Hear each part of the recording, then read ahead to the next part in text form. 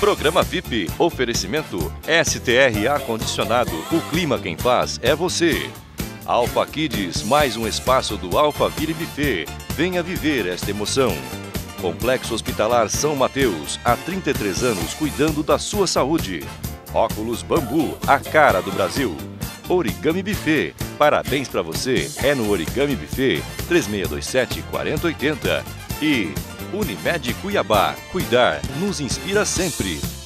Olá, muito boa tarde, sejam bem-vindos ao programa VIP. E agora comigo aqui no estúdio eu tenho o Dr. Luiz Gustavo Castro, ele que é médico geriatra, atua no Hospital São Mateus, já é formado aqui pela Universidade Federal de Mato Grosso, atua já há 9 anos, fez especialização em São Paulo e hoje nós vamos bater um papo sobre a especialidade de geriatria.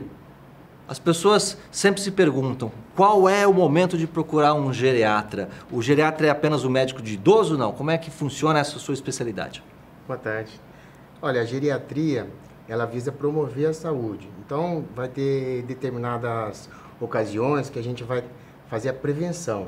Aí a pessoa com 30, 40 anos pode procurar o geriatra para a gente fazer orientação de adequado estilo de vida, uma alimentação balanceada, atividade física adequada. O objetivo é manter o adulto saudável para ele virar um idoso saudável. A pessoa, vou procurar o geriatra quando tiver 70 anos. Se ele não se cuidar, pode ser que ele não tenha 70 anos. Não chegue lá, né? Lógico, ele faleça antes. Então, a gente tem que tratar da saúde hoje. Só que assim, Eduardo, é diferente. Cada idade tem um tipo de check-up. Isso que é o legal do geriatra. A pessoa de 40 anos tem um check-up, são determinados exames que vão abranger, ao passo que um paciente de 80 anos são outros exames. Também fazemos reabilitação. Um idoso que teve um AVC, por exemplo, a gente coordena uma equipe interdisciplinar com vários profissionais da saúde. A gente orienta a procurar um fonoaudiólogo, o paciente pós um AVC, derrame, né? Comumente falado, pode ter dificuldade para deglutir, a gente orienta a fazer os exercícios com o fonoaudiólogo, orienta o fisioterapeuta, um educador físico, um psicólogo. Os pacientes nessa faixa de reabilitação é o que a gente menos quer pegar. Por quê? Porque eles não cuidaram das doenças crônico-degenerativas, geralmente hipertensão, dislipidemia, que é o colesterol, e diabetes, e acabam tendo complicações decorrentes dessas doenças, e a gente tem que fazer reabilitação. O paciente bomba relógio. O paciente que já teve alguma complicação, ele já alterou o dia a dia dele, é um paciente dependente para atividades do dia a dia, ele não consegue, às vezes, arrumar sua cama, passar um café, coisa que até então ele era habituado e fazia normalmente. A gente não quer deixar o adulto chegar nesse estágio, onde o idoso com múltiplas doenças, múltiplas comorbidades, múltiplas medicações, ela falou assim, vou procurar o geriatra quando eu tiver 80 anos. Pouco a gente vai poder fazer nessa realidade. Lá no Hospital São Mateus, eu sei que vocês fazem um trabalho lá, onde os pacientes acima de 60 ou 65 anos têm obrigatoriamente um acompanhamento de um geriatra. Você faz parte dessa equipe? Sim, a gente coordena essa equipe. Há 3 anos o Hospital São Mateus tem essa características. Os pacientes clínicos são hospitalizados, que têm necessidade de ficar no hospital, sou eu e o Dr. Daniel, que gerenciamos a parte clínica dos idosos.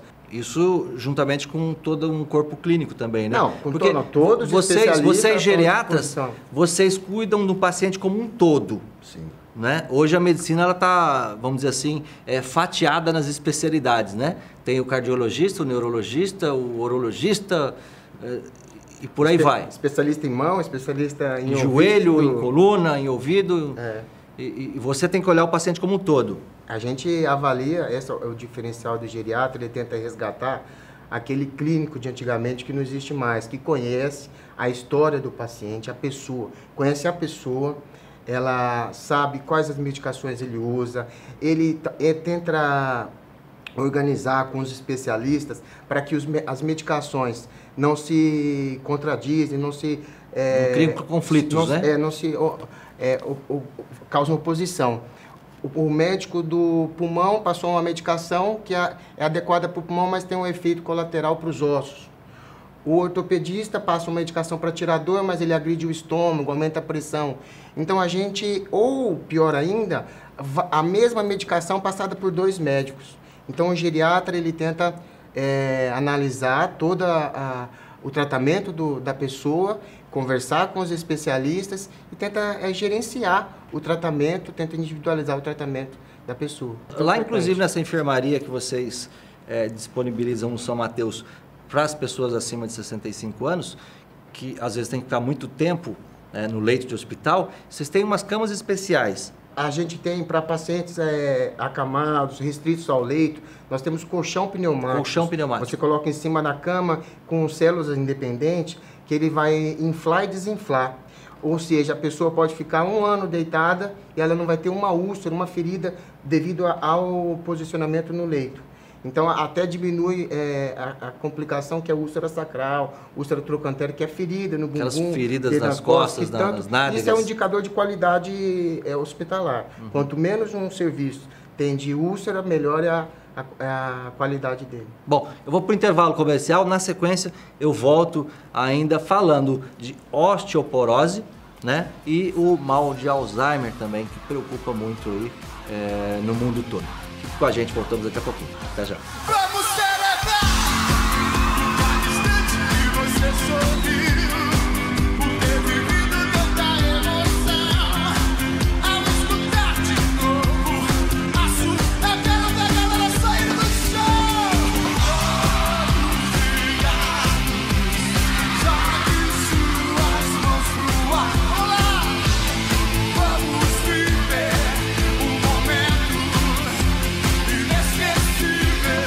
Todos ligados, jogue suas mãos pro ar. Vamos lá, galera, vamos viver um momento. Todo mundo sai do chão.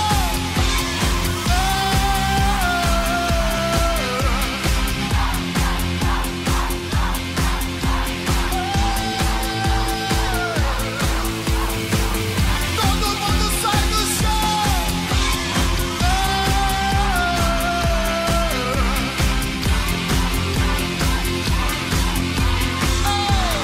Vamos viver um momento inesquecível.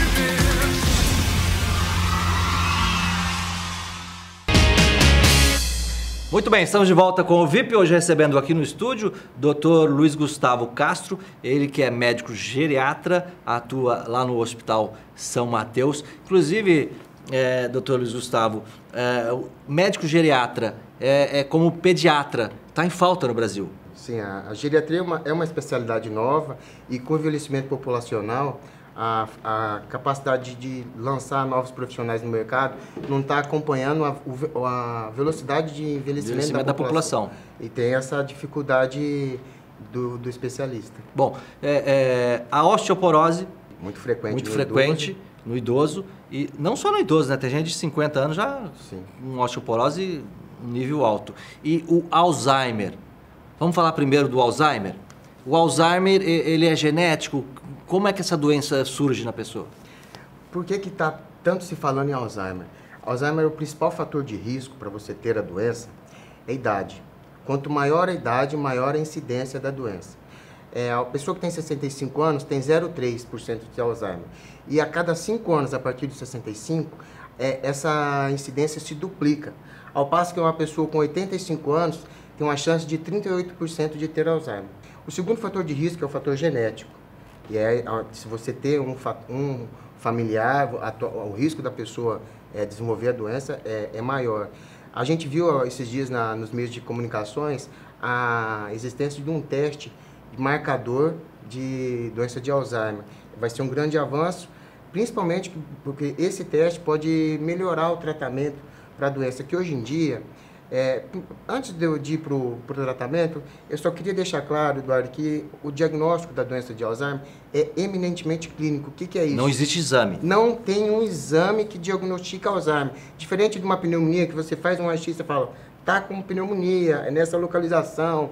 Né? Alzheimer é um conjunto, é o que a pessoa te informa, a família informa, e a gente pede exames para ver se ele não tem a pessoa tem alguma doença que contribua para perder memória. Eu excluindo Não tem nenhuma causa que justifique. E com testes que a gente aplica no paciente, existe o teste do relógio, o mini exame do estado mental, que são 30 perguntas que a pessoa vai responder e tem um score, uma nota que a pessoa tira. Isso vai variar de acordo com a idade, a nota de corte e a escolaridade. E aí a gente consegue juntar tudo e poder dar o diagnóstico. E um diagnóstico presumível, porque o de certeza seria de biópsia cerebral, uma coisa que é inviável. Ninguém tira um pedaço do cérebro para poder falar que tem Alzheimer. Quais são os principais sintomas de uma pessoa que está no início do Alzheimer? A pessoa que está no início do Alzheimer, ela não conseguir fazer coisas que ela fazia anteriormente. Uma pessoa que a vida inteira trabalhou, cuidou do seu comércio, está tendo dificuldade na compra, está comprando errado, errando no estoque, errando nas contas. Esquecer, às vezes, a gente que é adulto, esquece, eu não sei, não lembro onde eu deixei minha chave do carro, às vezes onde eu deixei a carteira. O esquecer simples, puramente, sem causar uma perda no dia a dia, isso não é doença de Alzheimer. Isso, às vezes, é sobrecarga, é estresse. Entendeu? Agora, quando a pessoa sempre fez e está com dificuldade para fazer o que ela sabe fazer, aí a gente tem que pensar em Alzheimer. A perda de memória no Alzheimer, no início, é a perda de memória recente. Então, o que ela fez hoje de manhã, ontem à noite, ela já esqueceu. É o que a gente chama de memória imediata. Imediata. Ao passo que a memória tardia ou memória remota, que o paciente viveu na adolescência, né, na juventude, ele irá perder, mas não no início. Bom, cura não existe. Cura não existe, infelizmente o tratamento é um tratamento paliativo. Como que é isso? É uma melhora de qualidade de vida. Não, a gente tenta frear a doença não evolui rápido. E quando o paciente começa a ficar mais avançado, ele tem distúrbio de comportamento, ele começa a achar que está sendo roubado, achar que está sendo perseguido, que a mulher, um homem de 80 anos, casado com uma senhora de 80 anos, o esposo começa a achar que a senhora está traindo ele. Ele tem ideia de perseguição. Começa a andar à noite, ter perambulação noturna, agitação noturna, agressividade. Aí nós temos uma outra linha de tratamento, que é para tratar esses distúrbios de comportamento. Que isso que angustia muito a família. Você vê seu pai, o patriarca da família, à noite querendo não conhecer a casa dele. E a osteoporose? Osteoporose é assim, tem que separar entre osteoporose e osteoartrose. As pessoas confundem. Osteoporose é uma doença caracterizada pela fragilidade óssea. Com isso, acarreta o maior risco de fratura óssea. Geralmente, a osteoporose, a pessoa é assintomática. Ela não sente nada, ela tem um trauma mínimo, ela cai da própria altura. E ela vai segurar com a mão, ela quebra o punho. Chama fratura de Cules. Ou ela quebra o quadril. Um trauma mínimo levando a uma fratura. A fratura de quadril por idoso é uma tempestade. A mortalidade é de 33% dentro de um ano.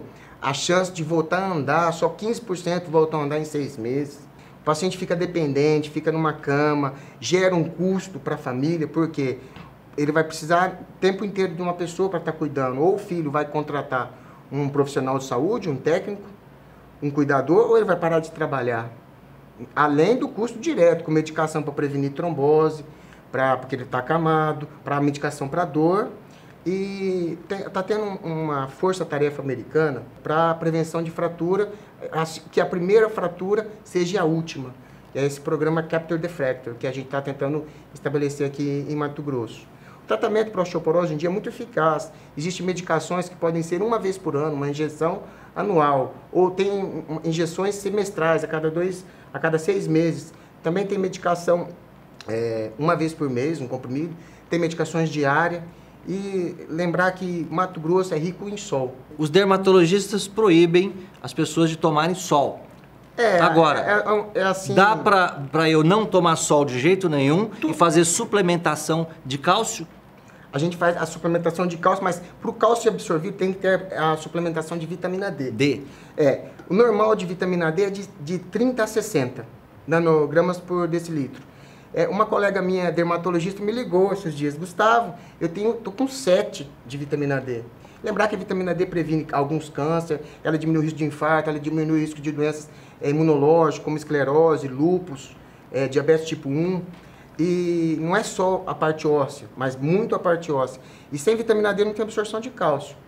Se a gente necessita de suplementar, não quer expor ao sol, já existe no Brasil, é disponível em gotas. E a tendência é que nos alimentos eles vão ser enriquecidos com vitamina D, como já está sendo feito nos Estados Unidos. Qual é o tempo necessário para que a pessoa se exponha ao sol para que ela absorva a vitamina D?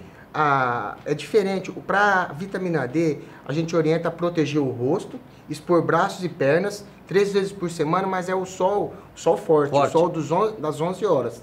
E não tem um tempo específico, a pessoa tem que ficar um ponto antes de ficar rosado, de ficar vermelho. Você tem que antes de começar a queimar, vamos dizer assim. 5 a 10 minutos, mais ou menos. O maior especialista no mundo de vitamina D é o Dr. Michael Holick, que veio no Brasil, lançou o livro dele de vitamina D, que ele tem essa recomendação. É o maior expert mundial de vitamina D. 5 a 10 minutos, 3 vezes por semana. Expor braço e perna, proteger o rosto, o chapéu ou o filtro solar no rosto. Lembrar que se você passar filtro solar, você não absorve vitamina D. Tem que ser exposição mesmo ao sol. Ao sol forte. A osteoporose, ela aparece com qual idade? Ela tem uma idade de referência ou, a partir, assim, ou só nos idosos? As mulheres, a partir da menopausa, a incidência de osteoporose aumenta muito. Já o homem, ele tem a incidência de osteoporose já a partir dos 70, 75 anos. Que idade, então, você recomenda para homens e mulheres fazer o exame de densitometria óssea para detectar se tem ou não tem osteoporose, até para poder começar um tratamento logo no início? Então, mas assim, a partir dos 50 anos a mulher e 60 anos, 65 o homem. Recomendado? Em geral. Doutor Luiz Gustavo, obrigado pela sua presença aqui no programa VIP. Vou deixar as nossas câmeras aí para você fazer os seus últimos comentários. Espero que tenha sido bastante benéfica a nossa entrevista hoje para quem está nos assistindo. Olha, eu agradeço muito a participação e lembrar para o pessoal em casa, não deixe para procurar o profissional, seja o geriatra, o cardiologista, só quando você ficar doente. Faça a prevenção à saúde, faça diagnósticos precoces, promoção à saúde e existe um caso que foi tratado, caso famoso lá no São Mateus, do cantor Henrique Pescuma, que se ele não fizesse essa prevenção, poderia nem estar vivo hoje mais. Com certeza. Obrigado pela sua presença. Você de casa, obrigado pela audiência e até o próximo programa. Tchau. Programa VIP, oferecimento STR Ar-Condicionado, o clima quem faz é você. Alpha Kids, mais um espaço do Alphaville Buffet. Venha viver esta emoção. Complexo Hospitalar São Mateus, há 33 anos cuidando da sua saúde. Óculos Bambu, a cara do Brasil. Origami Buffet, parabéns pra você, é no Origami Buffet, 3627-4080. E Unimed Cuiabá, cuidar nos inspira sempre.